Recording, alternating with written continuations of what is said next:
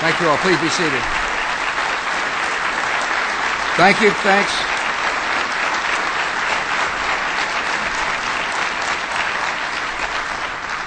Good morning. Thank you. Welcome to the State Department. I'm honored to address this historic meeting on energy security and climate change, and I appreciate you all being here. Energy security and climate change are two of the great challenges of our time. The United States takes these challenges seriously. The world's response will help shape the future of the global economy and the condition of our environment for future generations. The nations in this room have special responsibilities. We represent the world's major economies. We are major users of energy, and we have the resources and knowledge base to develop clean energy technologies. Our guiding principle is clear. We must lead the world to produce fewer greenhouse gas emissions, and we must do it in a way that does not undermine economic growth or prevent nations from delivering greater prosperity for their people. We know this can be done. Last year, America grew our economy while also reducing greenhouse gases. Several other nations have made similar strides. This progress points us in the right direction, but we've got to do more. So before this year's G8 summit, I announced that the United States will work with other nations to establish a new international approach to energy security and climate change. Today's meeting is an important step in this process. With the work we begin today, we can agree on a new approach that will reduce greenhouse gas emissions, strengthen energy security, encourage economic growth and sustainable development, and advance negotiations under the United Nations Framework Convention on Climate Change.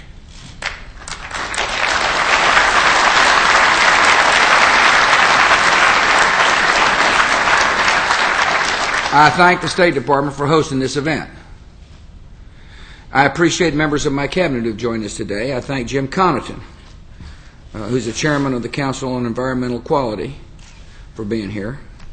I appreciate you being the personal representative of this, and I hope you're doing. I hope you think he's doing a fine job.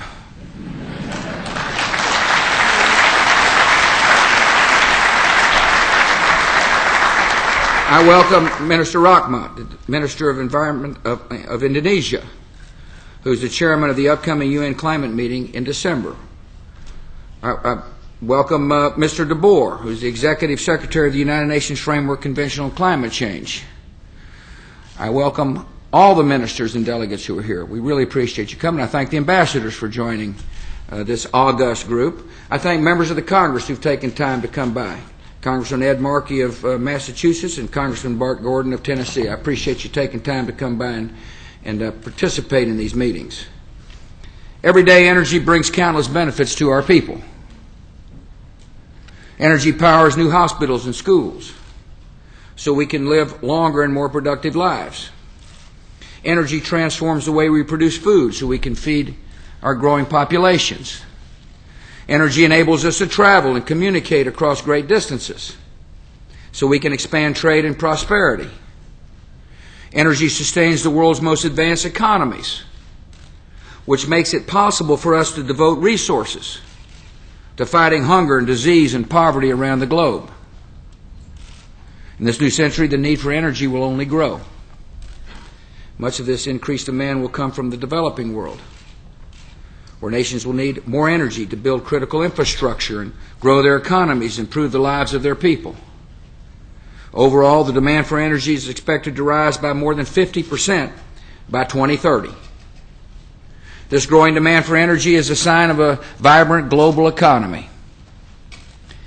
Yet it also poses serious challenges, and one of them, of course, is energy security. Right now, much of the world's energy comes from oil, and much of the oil comes from unstable regions and rogue states. This dependence leaves the global economy vulnerable to supply shocks and shortages and manipulation, and to extremists and terrorists who could cause great disruptions of oil shipments. Another challenge is climate change. Our understanding of climate change has come a long way. A report issued earlier this year by the UN Intergovernmental Panel on Climate Change concluded both that global temperatures are rising and that this is caused largely by human activities. When we burn fossil fuels, we release greenhouse gases into the atmosphere, and the concentration of greenhouse gases has increased substantially.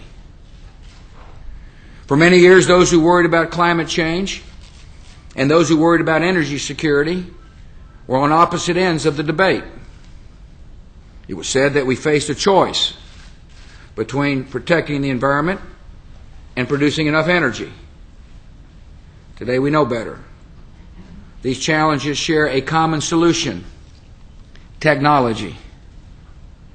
By developing new low-emission technologies, we can meet the growing demand for energy and at the same time reduce air pollution and greenhouse gas emissions. As a result, our nations have an opportunity to leave the debates of the past behind and reach a consensus on the way forward. And that's our purpose today. No one country has all the answers, including mine. The best way to tackle this problem is to think creatively and to learn from others' experiences and to come together on a way to achieve the objectives we share. Together, our nations will pave the way for a new international approach on greenhouse gas emissions. This new approach must involve all the world's largest producers of greenhouse gas emissions, including developed and developing nations. We will set a long-term goal for reducing global greenhouse gas emissions. By setting this goal, we acknowledge there is a problem. And by setting this goal, we commit ourselves to doing something about it. By next summer, we will convene a meeting of heads of state to finalize the goal and other elements of this approach, including a strong and transparent system for measuring our progress toward meeting the goal we set. This will require concerted effort by all our nations. Only by doing the necessary work this year will it be possible to reach a global consensus at the UN in 2009. Each nation will design its own separate strategies for making progress toward achieving this long-term goal. These strategies will reflect each country's different energy resources, different stages of development, and different economic needs. There are many policy tools that nations can use, including a variety of market mechanisms to create incentives for companies and consumers to invest in new low-emission energy sources. We'll also form working groups with leaders of different sectors of our economies, which will discuss ways of sharing technology and best practices. Each nation must decide for itself the right mix of tools and technologies to achieve results that are measurable and environmentally effective. While our strategies may be differentiated, we share a common responsibility to reduce greenhouse gas emissions while keeping our economies growing. The key to this effort will be the advance of clean energy technologies. Since I became president, the United States government has invested nearly $18 billion to research, develop, and promote clean and efficient energy technologies. The private sector here in our country has responded with significant investments, ranging from corporate research and development to venture capital. Our investments in research and technology are bringing the world closer to a remarkable breakthrough, an age of clean energy where we can power our growing economies and improve the lives of our people and be responsible stewards of the earth the Almighty trusted to our care. The age of clean energy requires transforming the way we produce electricity. Electric power plants that burn coal are the world's leading cause of greenhouse gas emissions. The world's supply of coal is secure and abundant, and our challenge is to take advantage of it while maintaining our commitment to the environment. One promising solution is advanced clean coal technology. In the future, this technology will allow us to trap and store carbon emissions and air pollutants produced by burning coal. Since 2001, the United States has invested more than $2.5 billion to research and develop clean coal. And in partnership with other nations and the private sector, we're moving closer to an historic achievement, producing energy from the world's first zero-emissions coal-fired plant. We also need to take advantage of clean, safe nuclear power. Nuclear power is the one existing source of energy that can generate massive amounts of electricity without causing any air pollution or greenhouse gas emissions. Without the world's 439 nuclear power plants, there would be nearly 2 billion additional tons of carbon dioxide in the atmosphere each year. And by expanding the use of nuclear power, we can reduce greenhouse gas emissions even more. The United States is working to reduce barriers to new nuclear power plants in our country without compromising safety. Just last week, a company applied for approval to build the first new nuclear reactor in my country since the 1970s. As we build new reactors here in the United States, we're also working to bring the benefits of nuclear energy to other countries. My administration has established a new initiative called the Global Nuclear Energy Partnership. This partnership will work with nations with advanced civilian nuclear energy programs such as France and Japan and China and Russia.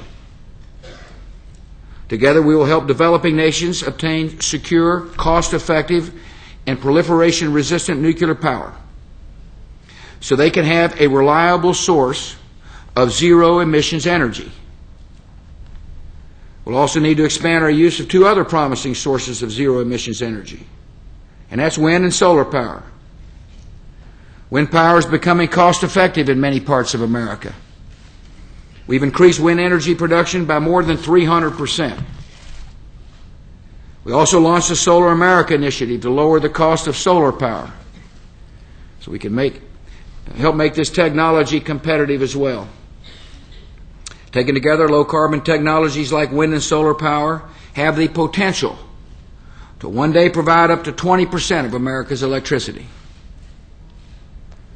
The age of clean energy also requires transforming the way we fuel our cars and trucks. Almost all our vehicles run on gasoline or diesel fuel. This means we produce greenhouse gas emissions whenever we get behind the wheel.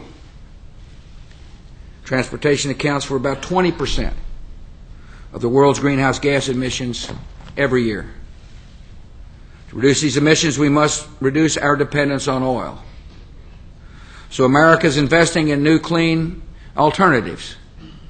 We're investing millions of dollars to develop the next generation of sustainable biofuels like cellulosic ethanol, which means we'll use everything from wood chips to grasses to agricultural waste to make ethanol. We're offering tax credits to encourage Americans to drive fuel-efficient hybrid vehicles. We're working to develop next-generation plug-in hybrids that will be able to travel nearly 40 miles without using a drop of gasoline. And your automobile doesn't have to look like a golf cart. We're on track to meet our pledge of investing $1.2 billion to develop advanced hydrogen-powered vehicles that emit pure water instead of exhaust fumes. We're also taking steps to make sure these technologies reach the market. We've asked Congress to set a new mandatory fuel standard that requires 35 billion gallons of renewable and other alternative fuels in 2017, and to reform fuel economy standards for cars the same way we did for light trucks. Together, these two steps will help us cut America's consumption of gasoline by 20% in 10 years. It's an initiative I've called 20 and 10. Ushering in the age of clean energy is an historic undertaking. We take it seriously here in the United States. And achieving this vision will require major investment in innovation by all our nations. Today, the United States and Japan fund most of the research and development for clean energy technologies. Meeting the objectives we share and the goal we're going to set will require all the nations in this hall to increase their clean energy research and development investments. We must also work to make these technologies more widely available, especially in the developing world. So today I propose that we join together to create a new international clean technology fund. This fund will be supported by contributions from governments from around the world, and it will help finance clean energy projects in the developing world. I've asked Treasury Secretary Hank Paulson to coordinate this effort. He plans to begin exploratory discussions with your countries over the next several months. At the same time, we also must promote global free trade in energy technology. The most immediate and effective action we can take is to eliminate tariff and non-tariff barriers on clean energy goods and services. As we work to transform the way we produce energy, we must also address another major factor in climate change, which is deforestation. The world's forests help reduce the amount of greenhouse gases in the atmosphere by storing carbon dioxide. But when our forests disappear, the concentration of greenhouse gas levels rise in the atmosphere. Scientists estimate that nearly 20% of the world's greenhouse gas emissions are attributable to deforestation. We're partnering with other nations to promote forest conservation and management across the world.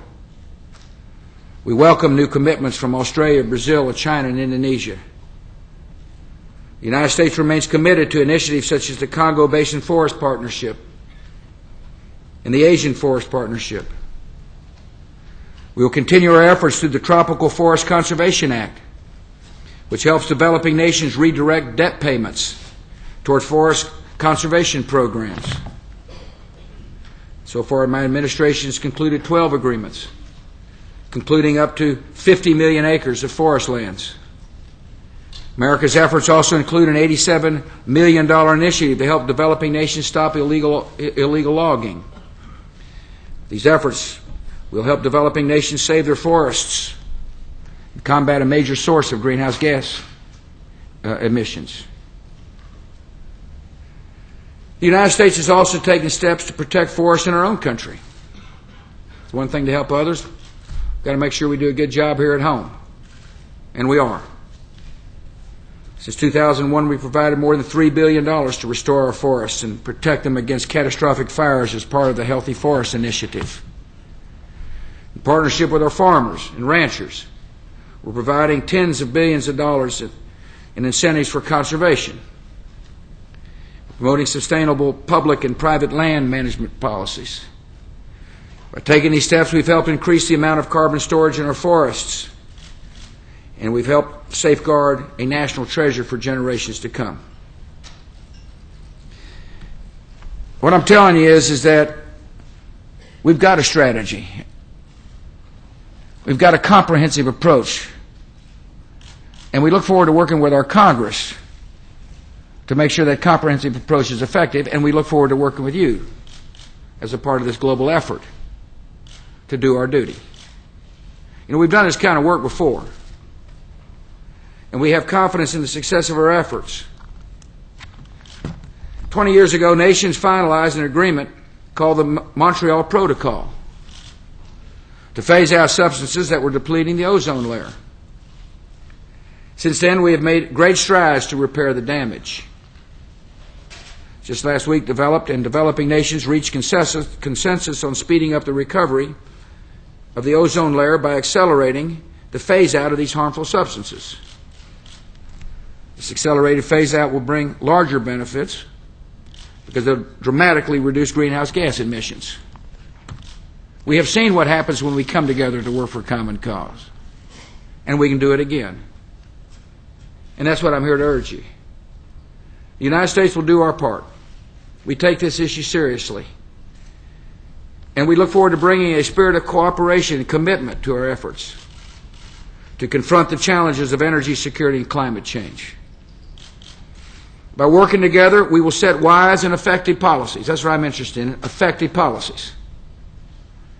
I want to get the job done. We've identified a problem. Let's go solve it together. We will harness the power of technology. There is a way forward that will enable us to grow our economies and protect the environment, and that's called technology. We'll meet our energy needs. We'll be good stewards of this environment. Achieving these goals will require a sustained effort over many decades. This problem isn't going to be solved overnight.